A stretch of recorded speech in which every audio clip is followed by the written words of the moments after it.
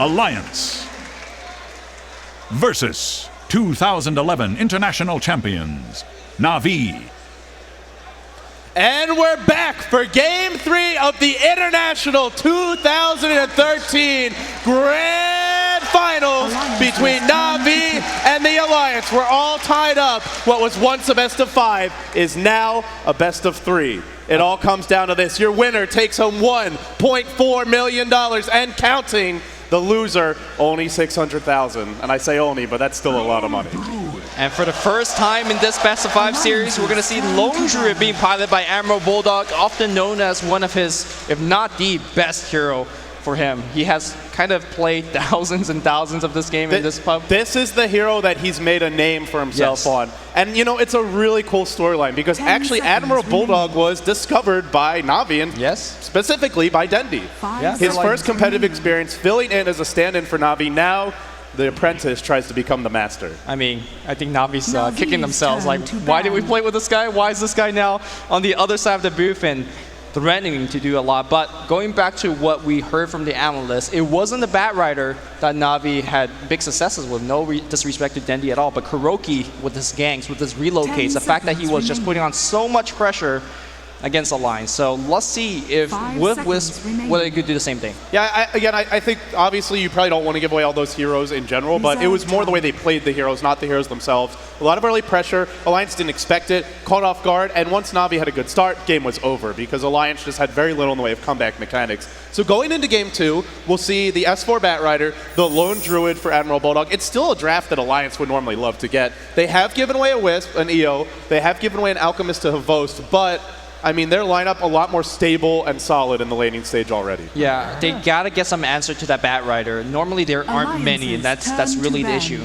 S4's Bat Rider have a 76% win rate, and obviously Alliance wins quite a bit, so I'm not sure how much that statistic means, but his play on Bat Rider is just absolutely marvelous. He puts so much pressure on your carry, he puts so much pressure on your support. It's hard to stop a hero like Bat Rider, especially if S4 is piloting it. Yeah, now one of the better heroes against Bat Rider in the mid lane is Puck. Are we going to see a Dendi Puck this game? We could be. I mean, Puck is definitely one of his best heroes. We've seen him pilot it all the way back in TI1 and definitely well before that as well. He knows that hero quite well.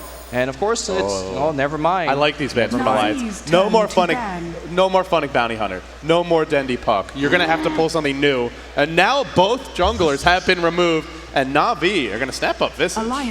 Yeah, some are surprised that they have not gone for the Obsidian Devourer. It's the Outworld Devourer. Yeah, Outworld Devourer. One man of many names. Man of many names indeed. OD does match up against Bat Rider quite well. It's his orbs and his magical damage does quite well against Lone Druid, so I was fairly certain that we're going to see that particular hero, but so far, nothing just yet. Yeah, it's still available, and Alliance already having Bat. I mean, when you play Alliance, Bulldog has played Bat Rider, but they already have Lone Druid. So he's going to play Lone Druid. It means that you don't have to pick up the OD now. You can wait on it. You can get it with the 4th pick here. There's no more bans coming for Na'Vi for Alliance before that, and they're not going to go for it because they already have their mid, they already have their offlaner. So I like this from Na'Vi. If they want it, they can get it later. I'm still expecting a Space Cow. I'm still expecting a Spirit Breaker. I called it once. It wasn't here. I'm still going to keep on calling it because this is a hero that they have practiced, and they want to bring it out. I want to see them bringing it out. Yeah, Spirit Breaker is a support that does the damage of a carry in the late 8th stage. He hits like a truck. He's very hard to kill. He's pretty nice against Relocate, right? Because he's got high base armor. He's very tanky with his HP pool. Not an easy kill. Yeah. But it's a very unconventional pit. It definitely is. The common ones would be, well, there's no Naga, but there is still a Windrunner. That's something EGM plays a lot. Keeper Light's been banned out. What's Ake going to play this? I think that's my big question. What is Ake going to play this game? No Keeper of the Light, no jungle heroes. What's plan B? No Naga Siren either, which is like no Naga. So Spirit Breaker is my answer because that's all you got. I mean, there's Rubik. Obviously, that's a hero that he plays quite well. Shadow Demon's not too bad either. These are the more of a standard fare. If they want to go a little bit more AOE based, Jakiro's not bad, but those are boring. We've seen those before. Yeah, and if you're up against Wisp, there's some common supports that you can turn to. Shadow Demon's great against Relocate gank. Disruptor can be very potent against them. And no, they'll go Mirana. So they throw out the book. They'll go with something new. Actually, we have seen this before from Loda. When the last time they ran Mirana, they did an aggressive try Mirana, Shadow Demon plus Enchantress. Enchantress didn't even show up. They didn't even need him. It was just a dual lane. Yeah, they used it against Weaver, who normally very, very difficult to kill in lane, but you open up with Disrupt, and then you line up the arrows such that the arrow land, when they come out of Disruption, a ton of damage output from the spells, from your right clicks, and definitely from the SD Disruption illusions as well. So let's see if they're going to follow up here with a Shadow Demon pickup. So in a traditional Dota team, your mid player is normally the 2 role. He's sort of your semi-carry, your ganker in the mid game. The safe lane farmer is normally the carry. But this game, we may see Loda as sort of that utility offlaner role, where he's not getting too much farm, maybe your secondary damage dealer, but it might just be Bulldog who ends up being the hard carry for Alliance, and that's really where their versatility lies. They can put Bulldog in the safe lane 1v1, and he'll beat most players 1v1 with his Lone Druid. I'll be hard-pressed to see Na'Vi taking a 1v1, so Alliance looks like an aggressive trial lane from them. Generally, if you don't want to go aggressive, there's better heroes than Mirana, so let's see where they go. Again, if you go aggressive trialing with that Shadow Demon Mirana kind of combo, again, what is really your support? If you go at Shadow Demon as a early game laner support, he doesn't in the mid game doesn't do too much. Now with that said, Demonic Purge is also very, very good against Alchemist. So we'll see exactly what Alliance is up to. Meanwhile, for Navi's side, what are we predicting here, especially for Funnick, especially for Dendi, because those heroes have not been drafted so far? Yeah, for Funnick, his 3 big heroes have been Darkseer, Bounty Hunter, and I would say Windrunner. We used to see him play a lot of Clinks in the safe lane role, but they don't have the kind of draft for that. So I don't expect to see a Clinks this game. That would be really greedy against Alliance. Doesn't match up that great against Lone Druid, especially not against Bulldog. So for Na'Vi, I'm thinking something like the Windrunner, farming the Ancients as that utility offlaner. Dendi's hero still to be determined this game. We've seen a lot of quad from him. No. Early Razor. It's going to be a Razor. So what do you make of this? Yeah, Razor definitely an okay, or actually very decent pick against Lone Druid. If he's sieging your base, for example, and you have some sort of dot on him, he cannot recall it back, and that's when Static Link could just drain every bit of damage from that barrier. And that also means Razor is going to have a huge impact in the mid game. But it really predicates on the fact that you do get the damage drain off, because if you don't, Razor is not really that insane of a damaging hero in the mid game. Yeah, and so we normally see Dendi on the very aggressive tempo controllers, gankers, snowball heroes. Razor is a snowball hero, but he doesn't have the catch-up potential of some of Dendi's other heroes. Here comes Alliance. And look at me, I gotta remind you, they're on the dire side here. The Ogre Magi is running through the crowd right now. They're going wild. They are. Hopefully they don't separate a costume, but Ogre Magi Alliance in the past have selected. Round 2. There we go. What a costume. Unbelievable. In the past, Alliance have selected this kind of support heroes. He doesn't do too much in the laning stage. He doesn't give you too much in a team fight, but uniquely he gives you really no other support hero can do is buff up your carries like no other. Attack speed, movement speed, and especially for that Lone Druid bearer, it is very, very, very scary. Yeah, Bloodlust is one of the best support abilities in the game for making a carry stronger. Up there with power, perhaps even stronger. Attack speed and move speed, 2 of the most important attributes to have more of in the game. Now the ban's coming out. The Dendi Quap is removed, so it looks like they actually expect Funnick to maybe be playing this Razor. It could be an off-lane Quap, I suppose. I mean, in a 1v1 matchup against the bearer, you just walk up to the bearer and link his damage. What does the bearer actually do? In fact, if Na'Vi has predicted the lanes the way that they have seen it and matches up Razor against Lone Druid, I could see that actually working quite well for the Razor. If you're Alliance, we have seen some other teams, I think Orange Esports the most notable, where KYXY will take his Lone Druid mid. I have not seen Alliance do that before. It is something they could pull out if they want to rejigger the lanes, but now it's time for our final picks, and then we hop into Game 3. Winner of this game is 1 win away from $1.4 million. Okay, so we have Hiroki Rubik, Visage, and Rubik. Is this a Dendi Rubik? Dendi Rubik? Is it back? Is it back? I mean, Dendi solo mid Wisp is also a thing. Yeah, actually Dendi has been asking to get that solo mid Wisp from what I've heard from other players. So then we're going to see a solo mid Wisp? Potential solo mid Wisp, potential solo mid Rubik. Something different is coming from Na'Vi. If you think about it, solo mid Wisp actually not bad against Batrider, but we'll talk about that later as we see Lina Inverse being selected here. So this offensive tri-lane is looking damn scary. You open with Fire Blast, you follow up with Light Strike Array, you follow that up with a Sacred Arrow, and suddenly that person is dead. I mean, Alliance, you look at this draft, and they've got great lanes. Lots of burst damage, a very strong soul in the Lone Druid, and the S4 Bat. It's a pretty classic Alliance draft when they do go aggressive tri-lane. But Na'Vi have a lot of heroes that feel like they could just counter what Alliance is throwing their way. So now, Lumi, it's about time to get into Game 3. Winner of this, one win away from taking home the Aegis of the Immortal. And they're probably going to get a lot of Aegis this game as well. Hopefully we're not going to see a 16-minute route this game. We're going to see something, a closer game, just echoing what the sentiments of our analysts outside. Yeah, we've talked a lot about level 1 Roche, so I do want to say this is not a great level 1 Roche lineup. They can't really do it. They got Light Strike already. It's going to take forever. They got this is not a level 1 Roche lineup, so right, Na'Vi don't have to worry about that. All right, let's see who's actually playing what here. On the Na'Vi side, 3-time finalist Kuroki will be playing your support Rubik. Dendi has swapped back to his Wisp. And is he going solo mid? We'll have to see. Funnick is going to be on Razor. Havos 4 on Alchemist. And last but not least, Puppy, Drafter, your support player on the Visage. On the side of Team Alliance, yet to drop a set at the International-3. They lost a game, but this happened to them before, and then they took down DK. Can they do it again? Can they shut the door on Na'Vi? We'll start to answer that question now. Alliance, EGM, your 4-position Lina, Ake, the 5-position Ogre Magi, Loda, normally the hard carry, on the semi-carry, the Mirana. Bulldog will be going mid as the Lone Druid, and that puts S4 into the safe lane on the Batrider. So already, it looks like Alliance expecting Na'Vi to do something weird, and they will be right about that, in fact. So these lanes now, I think, looking pretty good for the Alliance, actually. Yeah, I mean, there's just mind games all over the place. What Na'Vi wanted to do is get a Wisp Batrider matchup on the mid lane, because it's actually somewhat difficult for a Bat to get the kill. You can always tether away to a creep wave that's coming to you and then run away from the Bat. Now, instead, he's going to get a Wisp Lone Druid matchup, and of course, Lone Druid has a ton of early game harassment power, especially coming from that Spirit Bear. And if you look at that Wisp, 0 armor. He is going to be taking a ton of early game harassment. Arrow to fly, Kuroki calmly dodges it, and from the high ground, Puppy denies the haste. Smooth and polished teamwork from Na'Vi. Alliance now will make a foray into the enemy jungle. They're going to wrap around. You're up against the solo mid Wisp. Generally, you want to ward block the small camp. But right now, Alliance not doing so, so Dendi early access to a whole lot of stacks. Here we go. The creeps have spawned. The players approach their lanes. What are we looking at? I mean, we're looking at Dendi not really having a good time mid. How does this guy win this lane? I mean, he has 50 base damage. He gets level 6. That's how Dendi wins this lane. I suppose. Don't die, get level 6. You're not going to out-farm Admiral Bulldog unless he gets a gank supporting him. He's probably not going to find a kill, but then they've got the mid-game to fall back on. So the other matchup will be the Funnick Razor against S4's Bat. S4 starting with the Arena Protection, not rusting the boots early on.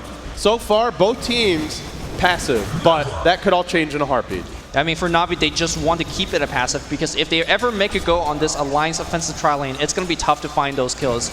Loda with a Sacred Arrow right now, but most likely going to take Leaf in level 2, and he's really the only person you're going to be able to initiate on. Both supports staying rather far back. Yeah, if you don't catch Kuroki, then he can disrupt your follow-up. So let's say they arrow Puppy or Havos. Then when you come in to throw a Light Strike Array, simply Kuroki just lifts you. We'll see if it works, though. There's a Light Strike Array. No follow-up yet now. Pulling in EGM, throwing him directly back down. Both teams a bit tentative here. So far, mid lane looking good for Dendi. 2-2 already. Very impressive against Denad, the Admiral Bulldog Golden Druid. He is slightly ahead in CS, but that's to be expected. Early on, blows being traded, but still, nobody really committing. The off-lane Razor 3-0. S4 winning this lane pretty handily. Actually, Dendi on the mid lane is doing quite an admirable job really against Bulldog, because if you see the Wisp Spirits, he's doing a ton of damage, and he could actually get a bottle. Now, Admiral Bulldog definitely would not have the bottle crow option, so you can see Dendi, he's trying to cancel that self, trying to extend it, trying to get it. Nice juke backer by Bulldog. It's worth mentioning, you talked about the 0 base armor for Dendi. If he overextends and takes like 1 tower shot, that's probably a quarter of his HP. There's a regen rune top, though. Dendi is about to be very, very happy. Now, generally, Lumi, when you're a mid-lone druid, you use your bear to deny the enemy solo runes, but Bulldog, he's using it to last hit, and he's too late. So Dendi, he gets a great rune, and now the lane really going well for him. Yeah, Dendi surprisingly. I mean, he's 2-5, Bulldog 6-7, but that's to be expected, like, honestly. This is good for Dendy. Well, I mean, those deny is going to hurt him a little bit in terms of hitting level 6. This is a lane that we haven't talked about too much. Let's look at top here as Funnick is on that Razor and S4 is on the bat. I got to say this is a fairly bad favor matchup. Yeah, Funnick, when you look at Razor, he's all about draining the enemy carry's damage, but there he goes. The sticky napalm allows you to disengage generally. He's actually going to lose quite a bit here, and he will be driven back for now. Actually. Funnick giving chase, really committing to this. We'll tank the creep wave, we'll back off. I'm surprised that S4 has not skilled Firefly and used it when the chase comes, because you could just Firefly and fly over, and what is... I mean, Funnick's not going to chase you through the flames, right? Yeah, holding on to his abilities here, maybe wants a Flame Break to go for an early kill. Take one in Flame Break, then one in Firefly. If you get in range, you can run him down. There's no mobility skills on the Razor, aside from his passive. Now he's going in again. S4 driven back, being lashed by the whip of the Razor. Funnick starting to come back in this lane a little bit. It was hard at first, but now he's zoning out the bat. Still no bottle forthcoming. Both teams very passive on the bottom lane. And if they're passive on this bottom lane, I gotta say that really favors Na'Vi. Yeah, it does, because once level 6 is gonna happen, we're gonna see Kuroki most likely, not Kuroki, Dendy, because Kuroki generally plays the Wisp, but Kuroki most likely making a relocate, maybe even walks top, relocates the Razor bot, and suddenly you have 5-man team fight for Na'Vi on the bot lane. And then you can bring the Razor back to top lane, so he wastes minimal time. Relocate, such a potent ability. Dendy, already level 4, close to 5. Bulldog leading in terms of experience. You'll notice this time around, sends the bear, checks the top rune. Now it's an invis, and it goes bottom. So they'll get that rune. And the denies that you mentioned are really important here. Like every deny, Wisp is a ranged hero. It delays the level 6. But as you also stated, once he hits 6, this trialing could really fall apart for the Alliance. They're all level 2, and a level 6 Wisp can just absolutely dominate supports. Yeah, at the same time, Dendy's got to be somewhat careful when he relocates in, because there's nothing but burst damage on this Alliance trialing. So we have Arrow, Fire Blast, Bloodless, interesting second level of from Aki. Of course, EGM has 2 nukes under the zone, so if he comes in and he missteps a bit, he could just get blown up. Yeah, Bloodlust is really nice early on, because auto attacks are pretty important, and I mean, it's such a great chasey ability. We'll see if he levels it up. It synergizes great with the bear, and when you're support Ogre, levels are at a premium. He's not a great flash farmer. He's in the off lane, so going for early Bloodlust, he might not get to level up both of his other skills until much later on. I actually think this is a great build, and it could really accelerate their push and their Roshan attempts if they go for them later on. Dendy coming on the mid lane here, using those spirits, harassing away at Bulldog. Bulldog dropping to about... Is he actually going for the kill? He really can't, but good harass. 19 and 12. Dendy, though, really holding his own. 14 and 8. And he's been saying that Wisp is underrated as a solo mid. I did cast him playing this once. It was not against the Alliance. It was against sort of what we would call a tier 2 or tier 3 team. He crushed. We'll have to see if he can crush them, though. They're going to be a much stauncher opponent here. Well, level 6 is coming quite soon. I mean, generally the timing for level 6 on the mid lane is around this, although the harass... Oh, the root comes here. No tether. Dendy's in trouble. He's got nowhere to run. He's going to be the first blood. The Bulldog root does it. And now, Alliance in a commanding position. When you have no base armor and when he gets a lucky root on you like Meanwhile, top lane, S4 prepping with the Firefly, but with the damage stolen, does he look to go? He's got a bottle charge here. No, he'll back off. Yeah, he can make plays like these, and if it doesn't work out, he has a very safe escape because of Firefly. Not once Dendy's level 6, though. Not once he's level 6, you make that play, you might just die. Back in mid lane here, Spirits are coming in against Bulldog, trying to get the root. If he gets a root, he could get the kill. There's always a tether for Dendy. The next creep wave's coming. I mean, that situation mid for Bulldog was very unique, right? Because he got the root right after the creep wave was there, and Dendy was next to it. So there was no ally to tether to. It's not a dual lane mid, and there was no creeps to run away from. Sure, you can tether to them, but they're right next to you. You're not getting away. So this time around with full mana, with bottle charges, Bulldog can maybe zone him out, but getting a kill will be a bit tougher. Yeah, we're talking about Dendy leaving his lanes when he gets level 6 for a relocate. Ganks is making it happen right now on the bot lane. Kuroki, there's a leap. They want Aki first. Toss him back. One-man stand against Loda. Loda dropping low. They're going to focus him down. That 2 kill going to Na'Vi. We expected the rotation. Here it comes, and Dendy strikes fast and hard. Yeah, solo mid Wisp, lose your lane, gank the other lane. That's the power of this hero. Straight back to mid, back to farming. Bulldog going for early phase boots on his bear. He loves to rush Midas, but this game, he's not doing it. Back when Armlet was something that really worked well on Lone Druid, we saw him always go for it, but phase into boots, in the safe lane, it's almost always the Midas into Radiance. So Bulldog is making an interesting adjustment to his item build. Not too bad in this game. Again, Wisp is a very, very squishy hero in the early game, so if you kind of hit him a couple of times in lane, eat with your face boot bear, that's going to do it. But I really want to point out that normal other solo mid heroes, when they make a gank to other lanes, it takes a long time. You know, you walk there, you make the gank, you walk back or you TP back. By that time, the creep wave is working your tower. There's a barrier on your tower.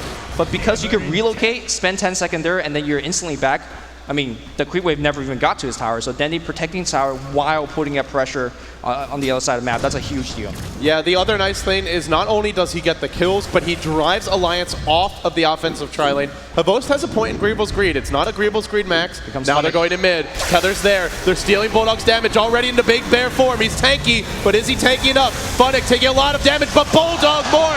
Thrown from high ground to low ground. Now the chase is on. Funnick dropping fast. S4 chasing. Tether's there. He's too hard to kill. They can't bring him down. Alliance getting outmaneuvered at every corner. The bottom lane in disarray. Driven off of that. Now Bulldog falls mid. Not rushing a Midas. Nobody's really farming that well. Loda not on a hard carry. They don't have the best split push lineup. This game, Alliance, at pretty much every game, they start ahead and they stay ahead. That's not the case here.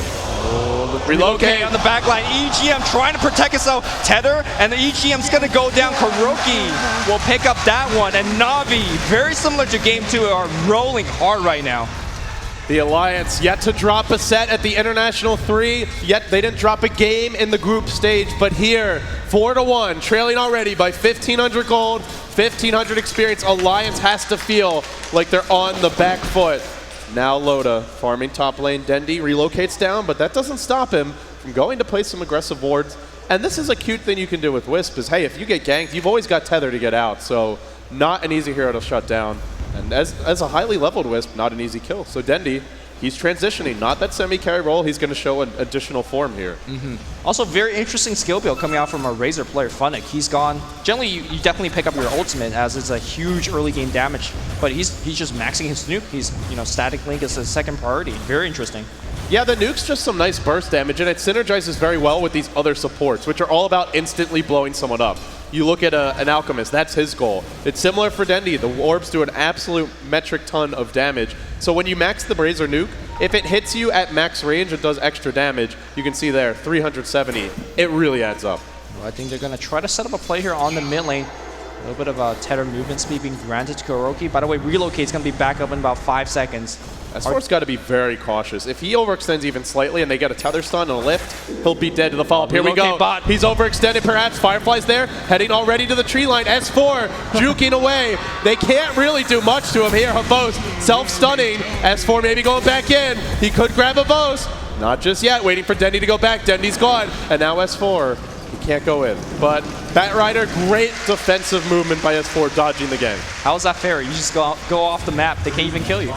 Yeah, that's actually off the map. Like, if you're not Fireflyed, you can't go there. Nothing. Nothing will get you there. Firefly, though, it knows no boundaries. Well, actually, missing that gank and not having relocate for the next 50 seconds or so is going to be somewhat annoying for Na'Vi, because what they want to do right now is keep up pressure and make sure that nobody on the map is farming. You can still load up very confidently, going up forward up top, getting a couple of last hits. Mid lane, they're not really scared too much either, because relocate is down. Yeah, I agree. It's a setback for Na'Vi, but I feel like the rhythm of this game is a Na'Vi rhythm. Lots of early clashes, the potential for more. Havost farming, not having to join the fights, but being able to very soon. Alliance, they're so used to playing from being ahead. They're so used to the defensive tri-lane, stacking the neutrals, stacking the ancients, Bulldog catching up on Prophet, Bulldog going for an early Midas on Lone Druid, S4 getting a very fast tempo controlling item like a Blink.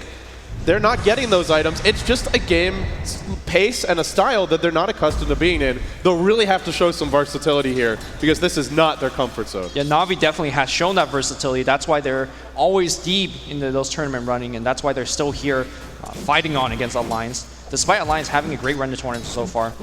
So now, I mean, the clock's starting to tick. You're seeing big items come out. There's a Shadow Blade for Havost. There's an Urn for your Wisp for Dendy. And that next level of aggression, the second wave, it's going to be a lot scarier. Here we go. It's going to come soon. Don't be surprised if Havost TP's in. He can farm. He's going back to a Greevil's Greed Max, but we know Havost, man. He wants to fight. I really like the way that Alliance is playing so far right now. They know Relocate's up. They got to respect the ganking power of that Relocate, but look at the player's position. You have your supports just hiding behind the mid tower, hiding behind the top tower. They are not going to show themselves on the minimap. They're not going to get picked off. Druid just jungling. He's going to slowly rotate back to the other lanes. And of course, Mirana as well as S4 will back up on the mid lane. They could confidently show themselves. So despite having very aggressive hero on Na'Vi side, S4 and the rest of the team not too scared. Yeah, the problem though is they're They're not, I mean, they actually are keeping it even in terms of golden experience, but some of these supports are starting to feel a bit underleveled. EGM only level 4. You look at Kuroki, he's already level 6 on his Rubik. Navi just getting ahead in terms of experience on these supports, and that's a big problem. Wisp, all about burst. If supports are squishy, they just melt. They also melt to Alk. And here comes your push bottom lane. Navi looking not only for the first blood, but now for the first tower of the game. No defense mounted by the Alliance. A bit lacking on counter push, to be honest, Lumi.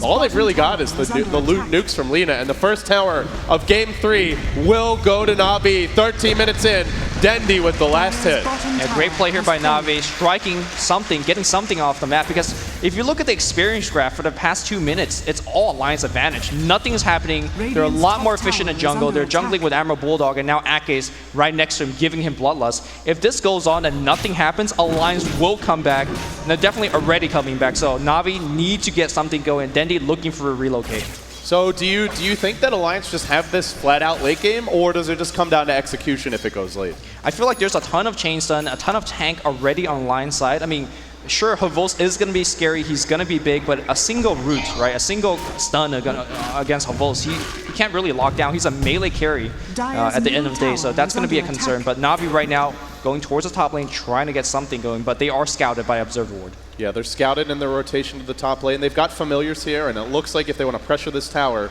they most certainly can. The Blink Dagger on the Bat Rider for S4 finally about to come out. 14 minutes in. Call it a pretty late Blink for him, and now Havos duking it out with the Bear. He'll take a bit of damage. Blink now secured. Navi, all these early to mid-game items, Shadow Blades, Power Treads, Phase Boots, Drums, Urn. They want to fight. Will they find that fight? Narrowly missing on the mid lane here. I think they will find the fight because S4 just picked up on his Blink Dagger. He's going to be looking to play very aggressive, maybe defend his tower or something. So far, Tier 1 tower dropping a little bit up top. Again, I feel like Alliance is very comfortable giving this early game tower. Here comes a Moonlight Shadow. I think they're trying to set up some ganks. Navi, meanwhile, they're heading towards top. Alliance too late in pursuit. They'll back off towards mid. Kuroki is spotted. There's a blink. There's a lasso. He's running. Does he get off the limb? Too late. He's been caught by S4. Now he's dead in an instant. No relocate. Alliance finally getting on the board in the mid game. They'll pick up their second kill. And now the Tier 1 mid, it's going to fall fast. Bulldog getting closer and closer to that relic. 2.2k gold. I'd be shocked if he doesn't go for it. He really likes his farm. Yeah, and Relic is going to be an issue because if you look at Navi's side, they have a ton of heroes that are very, very low in terms of health. So I think Alliance right now is fully in the advantage. They got a kill in the mid lane. They have got a Tier 1 tower. And in fact, in theory, they should be behind. They should be scared. But as they're roaming as 4 or 5, they're not going to get picked off. Not by Dendi. And you talked about the tankiness of them, maybe allowing their tanky lineup just withstanding the ganks. They're also very elusive on these heroes. The Blink Bat with Firefly, we saw just with Firefly, he can dodge away from relocate ganks. Your Mirana's got leap. Your Lone Druid's not mobile, but he's very hard to kill. So if the relocate ganks stop and they're not finding them, Havos didn't go Battle Fury, he didn't go Midas, he didn't go for the greedy build, or the more farming-oriented build, I should say, that we saw last game. So they're not just going to win by out-farming their opponents. They're not building for that style. So now they've oriented themselves to fight. They're not finding fights. Alliance are feeling more comfortable. Yeah, but now Navi putting on pressure mid. Tier 1 tower siege on the mid, but I guess S4, he's got his flaming lasso and I got a couple seconds. Oh, flies the arrow. It lands on Funnick. Too far away, though, is his team. They can't engage. But that was a nice arrow. Here comes your bear. If it gets a root, they might jump. No, not yet. This bear is already really scary. He's got no item aside from phase speed on top, but with Bloodlust, he's running very fast. He's attacking very fast. Yeah, in theory, you talked about it, how Razor is a counter to Lone Druid, but that's assuming that Funnick can withstand the damage that comes out from Alliance. And to be honest, if he runs in with no BKB, he's in a lot of trouble. The bear starting to take some chip damage. Funnick low. Arrow to fly. Hits. What a snipe. But is there follow-up? S4 looking to leap. Not going yet. Tower's low. Familiar stun. It gets denied by the Bulldog. Now Havos fishing for a stun. He's about to self-stun. Alliance, though, not going yet. Aloda's just sniping them all over the place. Again, I mean, that denial was absolutely huge. Navi spent 5 members on the mid lane, and they're now going back. They don't have too much to farm. If you look at the creep wave, there's a huge wave up top, so Alliance is going to clear that up. In fact, you see Navi farming the jungle as 5 members. They are definitely falling behind in terms of goal experience, and they will not keep up with Alliance. they don't have an answer for that lone druid once he gets a Radiance. Yeah, and you're talking about the gold, and it is going Navi's way, but you got to keep in mind that they have 1, 2, 3 towers down. Alliance only have 1. So once Alliance, if they win a fight and they get 2 towers, they maybe get a Roche. That gold graph that looks like it's Navi's favor will instantly go the other direction. Here we go. Leap onto Havos. Trapped in the jungle. Sentry Ward's prepped. They found him, but Dendy wants to bring him home. No, not relocating yet. Turning around, throwing out the stun. It's a trap, and S4 will fall. Na'Vi were ready. They were prepared. Alliance thought they had him. There was no, even with the Laguna Blade, it just wasn't enough damage. Very, very important counter gank here. And Dendy now have both traveling as a pack. They're thinking about relocating. If they see anybody, they will see EGM on the mid tower. Oh, EGM, you thought you were safe. You are never safe from Dendy. Wow, that was a pure anticipation gank. Because you look at it, they have vision now because their heroes are here. This Observer Ward spotted him running back, and they just knew he'd keep on running all the way to the base. Beautiful movement from Na'Vi, leading 6-2, but they got to keep it up. They get the kills. They can't sit back and relax too much. Late game, Lone Druid, very hard for an Alchemist to deal with until he gets to 6-slot status. You can just man fight the Bear. So the mid game going to be tough. In comes an arrow, hits a creep. Off the mark from Loda, unfortunately. Now the tower falling fast. They'll maybe look for a deny here. They're still defending. Na'Vi are going to back off. So, I mean, Alliance, they give up a kill. They're hanging on, though.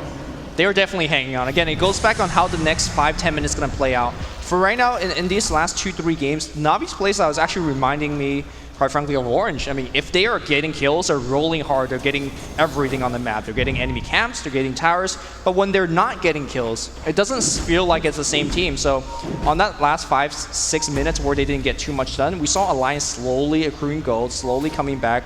And when they do get the kill, obviously gate towers. Back in the mid lane, they're trying to gank that Bear, but it's elusive. And by the way, that Bear has a Sacred Relic, so... Yeah, he's had it for a little bit now. 100 gold up on Bulldog. Radiance is forthcoming.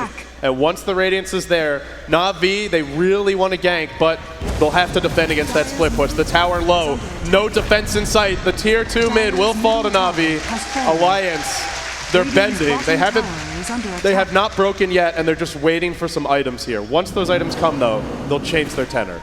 Yeah, at the same time, you can't be too comfortable if you're Alliance. Sure, Radiant Spear is a big deal, but at the same time, your Mirana right now not really doing too much damage. Bat Rider is more or less just a kind of a great initiation hero. He doesn't do too much. Doesn't have a Force Staff, for example. Doesn't have a Shiva's Guard. So they are very reliant on Bulldog surviving in these team fight, and that really comes down to how well the focus fire is going to come from Na'Vi. So we'll see how Na'Vi places. The ball's definitely in their court.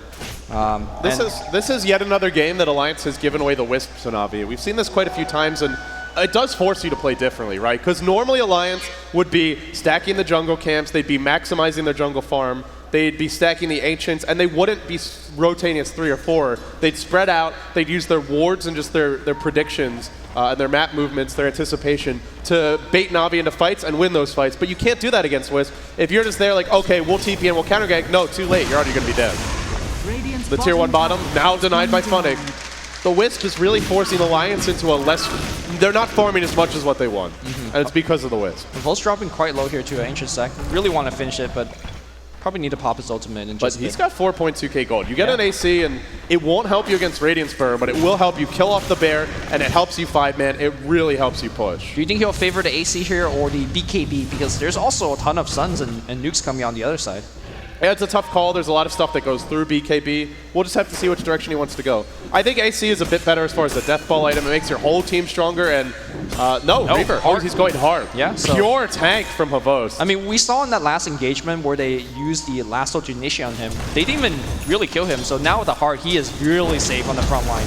That's a 21-minute heart on Havos. Oh, that's bad farm. I mean, last game he had like a 10-minute AC and like 20 minutes the game was over. He's probably very disappointed in his 21-minute heart. I'm disappointed in Havos. Havos, though, he didn't go for the Midas this game. His farm has been delayed a little bit. Didn't max Greevil's Greed. Remember as well, this farm, he's up against aggressive tri-lane early on. So Havos right now, 2-0-2, weathered the storm. Dendy really blew the lane open with that early relocate, and since then, he's been farming. Now, though, set the clock, because Bulldog just got his Radiance. 22 minutes. We've seen him get one at 14 minutes along with a Midas. So it's late by Bulldog standards, but he's got it now, and now he can work towards those next big items. It's game 3 of a best of 5. Whoever wins this is 1 win away from claiming the Aegis of the Immortal and being the International 2013 champions. Still, though, the game very much in the balance. Again, for the past 5-6 minutes, we see Na'Vi not really doing too much over the map. Again, the experience slowly dropping down to Alliance side. Go definitely still going towards Na'Vi though, because they're a little bit more efficient. They're farming the Ancient Camp. And they have 4 towers to 2, so they have the tower advantage here. Here comes the smoke though. They've got Radiance. Na'Vi, will they be caught out? If they 5-man smoke gank into you, relocate will be pretty much useless aside from just running. So here comes S4. Firefly up, looking to leave. Is he gonna go? He's still prepping. Now they have Moonlight Shadow, but Na'Vi's on the run. The Bear losing damage fast. Havosh trying to fight. Everybody from Alliance backing off. No engagement yet. Looks like they're just scared to fight. And in the end, they're gonna be running. Moonlight Shadow blown. Initiation, smoke gank. Not gonna work. Na'Vi just standing and Alliance run away. It's very, very important for S4 to find a lasso, get a quick kill, and then you move on. Because as a unit of 5, Na'Vi is very difficult to walk into. They have a very, very tanky Alchemist in front line that you cannot ignore because he's doing a ton of damage. And now Na'Vi deciding to go into the Roshan pit. I mean, Firefly is down, but it's back up now, and you gotta expect it. Here we go. Havo's being pulled out here, and there's nobody helping him out except for relocate. Can Dendi bring him home? He's not doing anything just yet. Havo's still very tanky. Dendi walks into him. Oh no. They're still raging on. Kuroki to fall. 2 dead. Now they're on the run from the backside. Comes Fronic. Laguna Blade as well. That's 3 for 1. Alliance, where there's a will, there's a way. 4 for 2. And haunting Havos. He's gonna be a tough kill. But there's your arrow. Loda is sniping them all. Cannot miss. Will not stop. That's a team wipe. Give them 5, 4, 1. And now directly into the Roche pit. Actually 5 for 2, but here we go. That was a huge advantage won here by Alliance. And I mean, it just begs the question of Na'Vi going into that Roshan pit despite having Flaming Lasso up on S4. That's just really confident. I mean, to the point of you could even call it cocky. Yeah, and well, they definitely now understand why they can't do that. And now if Roche goes to the Alliance, they have so much more confidence to move around this map. Puppey, he's sending in his familiars. They'll stun, they'll slow this Roche down, but when you have a bear that's hitting this hard, can they actually go? Keep in mind they got relocate. Dendi's thinking about relocating in. Roche is low. It's about to fall. Relocate comes. Roche not dead yet. Aegis to Loda though. He grabs it. Now Havos trapped in the pit. Bulldog will fall. They lose the bear. They get the Aegis and they get out with it. So all in all, pretty close there. Slight advantage maybe to Alliance. Yeah, I know it was really crazy down in that pit. I'm not sure whether it benefits Alliance a little bit more by having Bulldog pick it up, for example. Yeah, I think you really want Bulldog to pick it up, but they do hold on to it, and Loda's going to be a credible damage threat. He's got a Yasha, drums, as well as phase boots. Now he goes towards the Manta or just the next damage item. It doesn't seem like it's actually a lot of damage because he's only hitting for like, 125 damage. Keep in mind with the drums activated, with the attack speed that Yasha grants, and of course Bloodlust, like he is going to be hitting quite fast. So there is some legitimate damage coming out from Loda, but Tier 2 now goes to Na'Vi as they're securing more and more advantage. But this gold graph and experience graph, it's not really leaning on any team side. Again, Alliance getting more experience is a concern for Na'Vi because this team, they always have to roam as 3 or 4, especially Dendi, right? He's always sitting with Havos. That means his experience gain is not going to be too impressive. Alliance has just shown remarkable resilience this game. I mean, you look at the way the game developed. The lone druid mid got picked off. The tri-lane fell apart. They were forced to abandon it. They were farming a Mirana, not the hardest carry. Na'Vi, early success with tower pushing as well. They once led by, I believe, 3 or 4 towers to 1. Then it was 4 to 2. Then Alliance finds a huge fight near the Roshan pit. It's been a topsy-turvy game, but if you want to be a champion, this is how you're going to have to do it, the tough way. Alliance standing strong, Bulldog, now a Hyperstone up, working towards an AC. He's keeping up decently with Havost. I mean, he's still behind, but Lone Druid, only 3k gold down to a Grievel's Greed max is pretty decent. Yeah, it's actually very, very impressive, and we'll see how Alliance takes this game. Again, they'll keep playing on defensively until they need to react. So far, I still believe that they have the later game, but let's revisit that question again. You asked me that earlier. Who does have the better late game? Is it going to be your Mirana as well as Admiral Bulldog's Lone Druid, especially with Bloodlust as a big buff? Yeah, I think that's a big thing to mention. Bloodlusting the bear means if it comes down to a base race, you're going to have a huge advantage there. You also have to look at Na'Vi and say, well, it can't just be one fat carry, because if it's only Havost who's farmed, there is Flaming Lasso on the other side. And if he does get caught by Arrow, by Lasso, if he gets rooted, if there's bashing coming out from the Bear, I mean, one fat carry against disables doesn't matter how many items he has. So this is where they want Funnick to get items. Funnick, however, is a bit poor. 7K net worth. Razor, one of his weaknesses is he's not the greatest flash farmer. He's got a Mithril Hammer, so... He'll have a BKB soon, but Razor...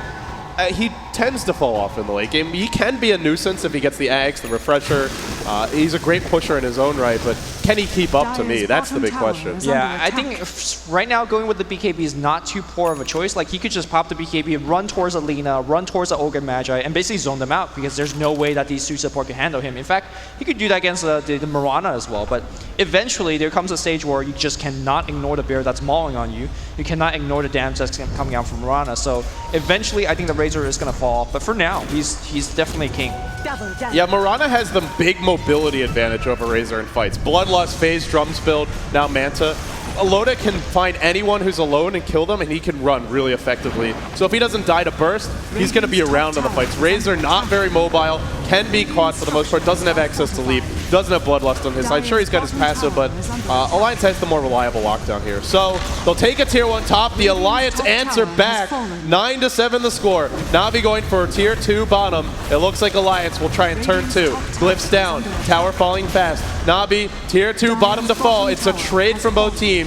Nobody fighting. I think don't Alliance... base trade. No, they've got Bloodlust here. Yeah, Na'Vi cannot go for this. You cannot base trade. In fact, it's not really even trade. They traded a tier... Glyph. This tower might just die before they get back. Like, you cannot look at this Bear with the Bloodlust. Tier 3's going to go down for free.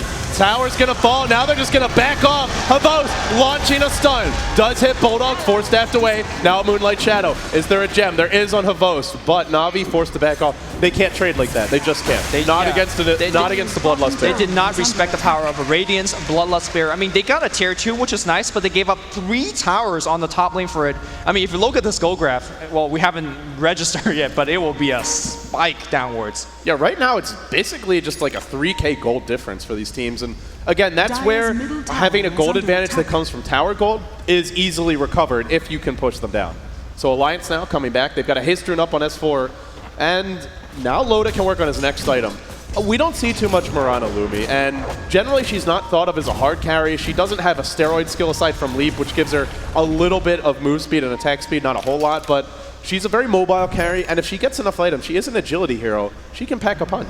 Yeah, she doesn't really get there very quickly. She needs like 2, 3, sometimes even 4 items to start dealing out, very respectable damage. But as an early game semi carry, she gives a ton of utility. We saw the random arrow that hit Dendi when he tethered in during the team fight. We've seen great usage of Moonlight Shadow so far. So Loda is not really a big deal just yet, but he definitely will grow into a carry that you cannot ignore. He's a living legend. He just hasn't revealed it yet. Yeah. So we're going to see his big deal come out soon. And now I just got to say, I got to take my hat off to Alliance right now, no matter how this game turns out, because a lesser team just would have broken after the way that tri-lane went, after Bulldog dying mid. This is resilience at its finest. It's patience from them. Now Na'Vi, farming a stack of Ancients, they're going to try and get Havos even fatter.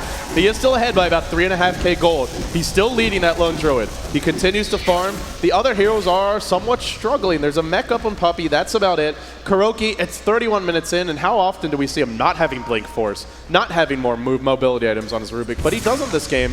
He's just not getting the farm. It's all Havos, and normally with Na'Vi, I feel like it's a more balanced split than this. Yeah, it's a little bit of everybody. Meanwhile, S4 is thinking about jump. He's got the haste rune, so here we go. He's scouting over this everybody. This could be a disaster if Na'Vi get caught. But they're in the enemy jungle. There's no dire vision of this. Not going to be an easy engage, and now it's that dance before Rocher respawns. It's just good positioning from the Alliance. Loda tucked away to the right. If he gets relocated on, I mean, basically it's a big bait right here. Right. They want them to go on Loda, and then they'll all turn it around. But Na'Vi not taking the bait. I mean, speaking of relocate, when's the last time we've seen it? If you go like 5-10 minutes without using a single last time it was during the Roshan fight, right? That's when we saw it last. That was 6-7 minutes ago. If Alliance is dodging relocate ganks for 6-7 minutes, you have done well. Support, again, always hiding in fog. And nobody exposing themselves to the danger of that Wisp. And look at this. They're just going to keep on taking trades because they have the Lone Druid Bear, which hits like a truck. The tier 2 bottom's going to fall. Now they have to defend mid, but S4, he's got a Blink Force. He's got a Lasso as well. Dendi will be essential to keep him safe. The tier 3 mid falls. There's no glyph available. In comes the Bear. They're looking for a root on Havos. The Bear's damage being stolen. S4 leaps in, grabs Funnick, but can't kill him off. He's low. He's not dead. No damage to bring him down. BKB from Funnick. Na'Vi standing strong, but they lose him. Loda snipes the kill. The Bear's dead. Soon to be resummoned. Puppey falling fast. Loda with a DD. Plinking. He's starting to hurt. That's 2 down. The Alliance not dead. Turning it around. Havos in trouble. Chain stun City, but he gets the 2-hero stun. He's going to turn it back the other way. Havos right-clicking for us. Look, he's going to get EGM as well. That's a triple kill, but Aki says skill cast, baby. Team White for Alliance. They completely win the fight. How often do we see Havos get a triple kill on the other side, and it's the Lions winning it back? How many buyback were used that team fight was just so chaotic. 2 buybacks from the Alliance, so they lost 3, but they got 5. And the Alliance right now can barrel down the middle lane, will be able to take a tier 2. They'll set up for the next Roach. Their position on this map, on the back of that fight, just got a whole lot stronger. And I gotta say, man, Loda, these DD runs coming at just the right moment. And you can see, you kill the Bear once, you focus the Lone Druid Bear, that's great. Bulldog resummons it, and he goes right back to work. Yeah, you gotta kill the actual Bear back in the mid lane here. S4 gets dragged, and Funnick, he's gonna get blown up. No BKB being activated. The familiar drops a little bit too slow, and with 2-3 heroes still dead, I think they're gonna try their high ground look. Yeah, there's no relocate right now. It is cooling down very soon. I do want to mention Kuroki stole Lasso, but doesn't have a Blink Dagger or a Force Staff, so can he actually use it? That'll be a lot tougher. Now gets hit by an arrow. Uh-oh, here comes the Bear. No, they want the tower. Look at this tower. Look at it melt. Now Glyph forced out again. You know, Na'Vi, Havos self-stun. Na'Vi keep on having to use Glyph just for these casual pushes. Like, Alliance aren't even committing to a fight, and Na'Vi have to Glyph for that. So if they lose another fight, that could just be Rax and maybe even game on one bad fight. Basher's coming now, so if you think you could run away from this Bear, I mean... Arrow to fly, completely off the mark, but yeah, the Bear, one good Basher on Havos and he's probably dead. I mean, again, Basher, it's a very standard item, but we have not seen Basher with Bloodlust. Like, this guy's attack speed is just so far off the chart that what do you do? I guess the best thing to do is to focus and finish Admiral Bulldog, but so far Na'Vi has not been making that play because you cannot ignore Mirana, you cannot ignore the 2 support that could, in theory, blow you up with things like Laguna Blade and a multicast. So right now Na'Vi has a ton of stuff to worry about and not nearly enough DPS to actually get all those kills. Na'Vi, though, they did take a tier 3 mid. They defend their base for now. So in terms of the tier 3s, we're even. The tier 2s were even. Gold experience really close. 7.5k gold. This is really a slugfest. The analysts wanted a closer game, and we're getting one. And here we go. Havos in the front line. They found Aki, but they relocated forward. Kind of wasted, but they will get the kill. Not really ideal. Now Aki just says, okay, I'm buying back. Lasso, though, stolen by Kuroki. He'll find S4. S4's dead. Now they relocate a few steps away. Dendi's low. Dendi's not dead. And Havos is on the hunt. No, stunned, isolated, can't finish the job. Bulldog cleaning up on the backside. He's not been focused yet. And now he might find Funnick. Where's that Bear going to go? Nothing just yet. Now he's on the run. Amro in a little bit trouble. There's a haste run on Dendi. Uh-oh, Lumi. Uh-oh. Bear's going to drop. He's got to resummon. Are they going to fight? No, another Bear death. More gold into Na'Vi's pocket. Na'Vi's gotta try to get something done right now. Gotta focus at Rex. Bat Rider dead for about 20 seconds. S4, does he have buyback? No buyback. Yes, he does. No, yes, he already used it. No, use it. Cooldown. Already used it. Cannot buy back. There's no glyph here either. It's all up to the Bear, and if the Bear dies, it's dead for a good minute and a half. But an arrow nails Havos. Where's the follow-up? There's a Dendi relocate soon, and he just can't really be damaged here. That overcharge starting to kick in. And in the Bash, end... Roots, oh my god! Funnick's just gonna melt. Here comes S4. He finds Havos. Havos is gonna get focused as well. Dendi does not get the relocate out. They want more. The arrow. Oh no, it does not hit. S4 says, I'll clean up, no problem. And that's yet another base defense. This Rax is just immortal for Alliance. Sweden's finest are standing strong. The Alliance, 17-14, leading in gold. The experience now heavily their way, gold even. But this Roche will break the game open. Alliance, now we're going to see Loda. Another damage item. The MKB's on the way. And this game, it does start to feel like if Alliance gets a lasso, Na'Vi just can't fight. Alliance seem to be gaining momentum, seizing control of this game. Aegis, this time, no, it's on to Loda again. And one step closer they are. One more good fight and Alliance could easily win. Alliance thinking about setting up shop on the mid lane, maybe starting that stage. Kuroki picks up a very important item. We saw what he did without the blink on using a flaming lasso against S4. That was a beautiful play, but let's see what he could do for his team, because his team definitely needs him right now.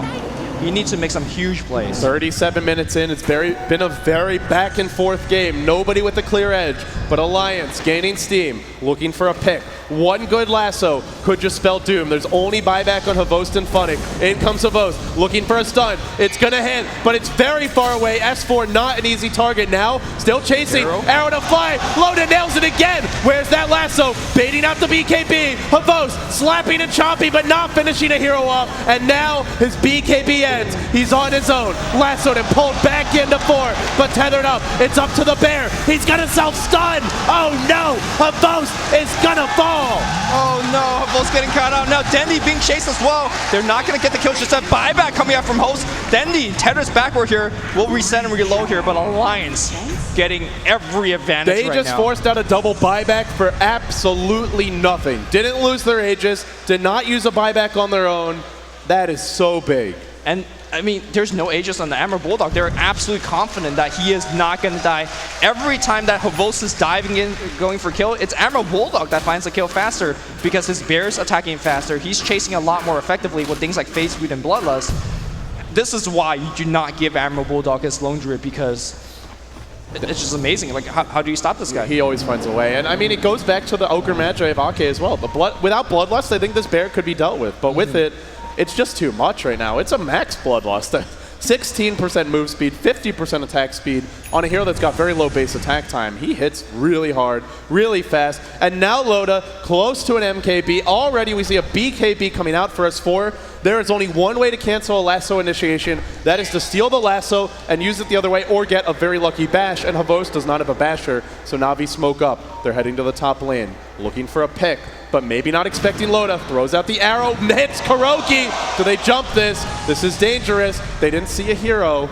They just saw the stun. Now a sentry deployed. Still diving. Havost, long range stun. EGM gets caught. He forces up. He's on the high ground. He's going to fall, but I think it might be too late. S4 held in position. No BKB. Now EGM TP's out. He survives. Wow, actually there was a BKB, and S4 is going to live. Na'Vi, they force something out. Another arrow. Another one. He keeps on fishing. Sooner or later, you're going to get a bite. The Na'Vi just have to back off right now. They use both their BKBs. Theirs is on cooldown. Meanwhile, nobody's actually dead on Alliance, and of course they have their BKBs available, so, or they have their spells available, excuse me. And Alliance now looking for something themselves. S4 smoked, hasted. He didn't use lasso there, so keep that in mind. Yeah. If they find someone, they're going to go. And Na'Vi, very confidently, will head in. They do have an Observer Ward here, but right now, Alliance are smoked, no sentries up on the map. And we might just see a pick. In comes S4, wrapping around towards mid. Na'Vi scurrying to retreat. Kuroki's got blink, but no, it's too late. They found a boast, the worst hero that ever could die. Relocate back here, and they want to bring Funnick back in the fight. Double damage on Dendi. Let's see how much you do. Zap, and Lena's dead, and now they're going to go for Aki. Arrow's going to miss. They find Aki. Aki just melt. Gank the bear. Don't let the bear go. He's running fast. He's running hard, and nobody could chase it down. Havost, blink, and there's a recall. That bear is amazing. No buyback here on Ogre. No buyback on Lena. Is there a glyph? Alliance does have one. They're going to need to blow it now. They might have to forfeit this Rax. They're strong, but I don't think they're 3v5 strong. Glyph is out. Havost, he'll keep on swiping. They're going to lose a lane of Rax here. They'll have to decide if they want to contest. It's not an easy go. S4, he wasn't sure. He didn't jump yet. He gets lifted. Chain stunned and brought down. Now Funnick duking it out. Havos smacking the bear, but it's living. It's winning the fight. Loda, MKB up, standing and delivering. They get the Rex, they lose a Razor, and they get a bat as well. Na'Vi, big win for them there, but their work is not done yet. Definitely not. That Na'Vi will make the retreat. But huge plays from Na'Vi, because if they didn't get that Rex, they were not going to win this game. They needed that Rex. The crowd now cheering for Na'Vi. 17-20 your score. 42 minutes in. Gold experience. Heavily in Alliance's favor, sure, but we're at a point in the game where that experience starts to trail off in terms of how much it matters. Everyone's got their level 11. 16 still elusive for a few, but now items, gold, they matter less. Positioning, buybacks, Roshan matter more. Roshan, 5 minutes off coming up. Loda, he's still got Aegis here, but the other big thing about that fight for Na'Vi is the timing window to use Aegis to win a fight and take Rex off of it, well, it's about to close because the Aegis is about to expire. I think there's 1 minute to go. Well, here they come. They could storm down the mid lane, definitely, but they're going to have to do it with basically huge creep waves. They really have to stay together, though, because you're up against Wisp. If they're off on their own, if they spread out, then relocate will just ruin you in these fights. Right. I don't think they will make the push. In fact, they want to get a gank team fight up top here. Of course, with Moonlight Shadow, you definitely have the element of surprise on your hand, but smoked up here from Na'Vi. They want to go for a pick. Not sure where it is right now. It looks like Na'Vi coming in. Havos channeling a stun. We'll see the bear, but he wants a hero. Relocate as well. Nope, Lasso's going to be there. They find S4. S4, no, BKB. He gets caught yet again. The stun's there. Loda, Aegis soon to expire. No Manta driven back. No buyback on the Batrider. Very far away. Is this 2 lanes of Rax, Lumi? Could this even be game? I don't know, man. It's gonna be mid lane is pushing, though. Let's quickly check on buyback status. There is no buyback on anybody. Oh, this could be game. There's no glyph here. I mean, this Alliance are going to have to find, they're going to have to really muster their courage. They have to find a good fight. It's tough. Remember Havosta's overcharge. This ain't your average Alchemist. This is a very buff one. And in they go. Hard to kill. Kuroki with the blink, the lift, Ake caught. Na'Vi finding the pickoffs. This could be game. 2 lanes of Rex, soon to fall. Loda though, driving them back. Starfall's there. Something stolen. The bear, man fighting out with a boast. Loda locked in position, does not give 2 hosts. Then the arrow comes. Another blade. Again, Kuroki just connecting. Lina melts. The Rax melts. Loda trying his best to hold off whatever he can, but Havos just does not care on the front line. That second lane of Rax. S4 is back, and I think that's time to get the hell out for Na'Vi. They got exactly what they wanted. Havos says, no, I want more. I'm going to just storm down and get the mid-Rax. Give me a range Rax as well. If you're not buying back, you must not have it, he says. And in they go. Kuroki, another leap. This time a BKB from S4, but he's not using it to fight. Now, they grab Loda. He gets 4-staffed into the fray. Lifted up, dropped down, and dead. Loda has fallen, and the Swedes are in a headlong state of disarray. Na'Vi on the brink of being 1 game away from taking the entire tournament. Can they make a safe retreat? That's a big question right now. S4, big chase, but if you see the Na'Vi S5, they're rotating, they're moving bot. They don't want to chase, they don't want to go back, they just want to win the game right now. They have about 48 seconds without buyback on Loda. This is a go time. Remember, if Na'Vi do die, they've got a buyback relocate available. So they really have 7 heroes here. They really do have an Aegis in this fight. And in they go. It could be 3 lanes of Rex. It could very well be game. Alliance might be trailing for the first time ever in this series. Here we go. Funnick falling fast. The tether stun's there. S4 lassoing Funnick. Funnick will fall, but EGM's been caught, and EGM is dead. Havos is merciless. That's 3 lanes of Rex. That's probably game. He's got the buyback. He's still alive, and Alliance are on their very last legs. Then the overcharging, blocking damage, earning himself. Havos is immortal. They disarm, and they're going to keep on right-clicking. Havos still alive. How is this man alive? Finally, he'll die, but he buys back. Dendi will too. They're coming right back in. Actually, no relocate. They do lose a few. They lose 4, but that's Mega Creeps. And Alliance now, good luck leaving your base. Na'Vi pulling this game out of the hat. It felt like the momentum was tipping against them, but they found the fights. They found the pickoffs, and all of a sudden, this is their game. Alliance has 1 minute to prove himself. They have to just storm down the mid lane and go for the throne right now because they wouldn't extend the game. You can see entire team is just trying to A-click down mid. Let's see if they could do it. Remember, they do have the bear. Remember, they do have extra attack speed on him. Remember how hard Demolish hits. If Na'Vi screw up here, they did use a buyback on a Vost. If somehow he dies, if they mess up this defense, it could very well go the other way. But here comes. This is the last fight for Alliance. It's going to be really hard. The one thing that we have not talked about at all is that Dendy's got a Heaven's Halberd. That is disarm against the bear when you rely so much on a single target, deal that damage, and obviously... And a Divine. Oh, they're here we going go. for it. I love it. Alliance showing some real cojones in this match. They've got to win this fight. Loda has a DD as well. This bear will absolutely murder anything. Bears win games. Will it win this one? There's a glyph on Na'Vi. There's a buyback on the Wisp. Arrow not going to accomplish anything. In comes the bear. In comes S4. He's found Funnick. In comes the Vost as well. Disarm against the bear. He's not doing anything. Funnick survived the initiation. Hobos The says, bear. I want The the bear. rapier. I want your Aegis. Thank you very much. The Divine Rapier is now on Funnick, and Na'Vi are going to cut Alliance's head off down the middle lane. GG! They started this series off 0-1. They started this series off looking like they had no idea what they were doing. And yet here they are, leading 2-1. The defending International 1 champions fell short last year, but this year it might be their chance to return to their former glory. Do we count on Na'Vi or do we say 3-2 Na'Vi? Are they making a comeback or will Alliance We'll find out. And on that note, we throw it back to the analysts. Guys, Navi's close. They can taste it.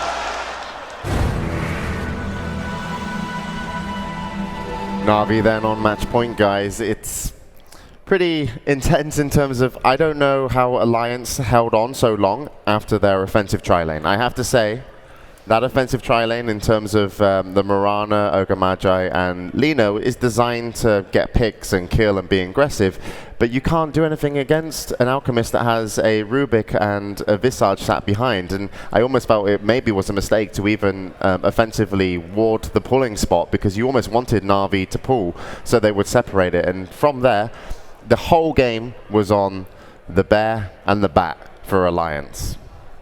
I definitely agree. I'm surprised they, as you were saying, held on for this long. But every fight just turned out in Alliance's favor up until the point where Na'Vi pushed in and took the middle Raxes. Here we see the fight at the top tower or the top Raxes, and Havos is just going at it. Look at how much damage it takes from them. When they go for the last set of Raxes on the bottom lane, he just tanks 3 heroes without even losing HP because of that Wisp. It was just ridiculous how much he could tank at the end, and maybe they should start considering banning out the Alchemist against him, because he seems way too strong for them to handle. I mean, Alchemist is already a strong hero, and combine that with a Wisp, we haven't really seen it that often because Wisp is typically banned, but this is the big bad Havos, and he was unstoppable. I thought there were 3 key points that Alliance actually got a pretty good lead. One was that Roshan fight where S4 came in. Yeah, S4 came in, dragged Alchemist like up the hill. They had no way to save him. Even though he had a heart, he just was completely out of position there, and that is one of the strengths of Batrider. Also, Havos going heart first, I wasn't completely sold on the idea. I think AC may have been a better choice. I thought that Alliance took a couple of team fights that they shouldn't have because of that heart, and then the trade on the top lane, they had Alliance actually got the T3 tower, and it was just a T2 trade. They got a T2 and a T3 for a T2, and I thought they could have pressured that because Alliance is just so good at split pushing. I thought they could try and avoid fights, but with the mobility of Wisp and with Havos just being ridiculously strong. I actually think the heart was a great item choice, simply because the way to bring him down was through Ogre and Lina combos, and if he just had the HP to survive their spell combo, there was no way they could bring him down, because Potom didn't really do much damage at the time being, so the heart was just an overall great item choice. We saw them trying to gank him on the top rune at the ancient spot, and they didn't deal any damage to him whatsoever, and Lina and Ogre died, and they just pushed on middle lane instead. I mean, normally with a heart, you don't consider the Alchemist to have very much effective HP out of it just because of how low armor, but the heart was done and just like literally straight after you had a plate mail. So in terms, yeah, I think it actually kind of did work out in a way for him, that heart pickup. Bruno, what did you make of the match? Well, this is not the first time Alliance tried to run this Ogre Magi and Lone Druid combo. It actually works very well for them in general. They are 6-1 before this game, now they're 6-2. The whole idea of this lineup is, of course, trying to get overpowered when it gets to late game, and that bear becomes super threatening because all of your Raxes melt immediately. Now, one of the reasons why maybe it didn't work, it was not because of the bear in particular. It was the Bat Rider, man. The Bat Rider, okay, you do it. No, please. No, please. As far as I could tell, there was too much pressure on S4 to actually get the picks. You saw when he got a good pick, they got a kill over by Roshan. And after that, Kurokai was picking him up if he had the potential chance, but it was also the Wisp Tether stun. There were a few times when S4 went in and just couldn't pull what he wanted, or he got picked off. And him getting picked off twice, I think it was, twice in a row, maybe that kind of led times, Na'Vi to be able to get the racks. But Bruno, you can prove me wrong. No, This is my opinion. it's perfect because you worded that and you served it perfectly to me. This strategy of the Lone Druid and Ogre Magi actually is a very good strategy. It's been tried 19 times and it has a 58% win rate, which is more than acceptable. But when it's played with the Bat Rider, 0%. It's 0-4. It never works for some reason. Maybe it's all about the Bat Rider being pressure, maybe it's just coincidence, but I think you're perfectly right when you said used all the pressure on this guy. And there's also, let's not forget about not the primary carries of the game, which were the Lone Druid and the Alchemist, but also Funnick on the Mirana, and Funnick on the Razor and Loda on the Mirana. Because Loda at this time was not playing the main carry, he was secondary role. And these two guys, they had some responsibility as well. Mirana had to land their arrows, and Funnick had to make sure that the static link work perfectly so that at least the Druid becomes a non-factor or someone on the other team becomes a non-factor. And I think the different performance of these two heroes made the difference in the end because Razor just got a little bit more than what Loda could get in the Mirana. Yeah. And also, if you look at Loda's start in that tri-lane, no farm whatsoever. There was no farm available. Havos was playing amazing. He just deny-wise and just kept him out the lane, and the Ogre Magi and Lina just didn't really know what to do. And the trouble is, when you've got those two heroes, Ogre Magi and Lina, in an offensive tri-lane, how do you rotate without being obvious? You can't smoke and go to mid. It's like, well, they're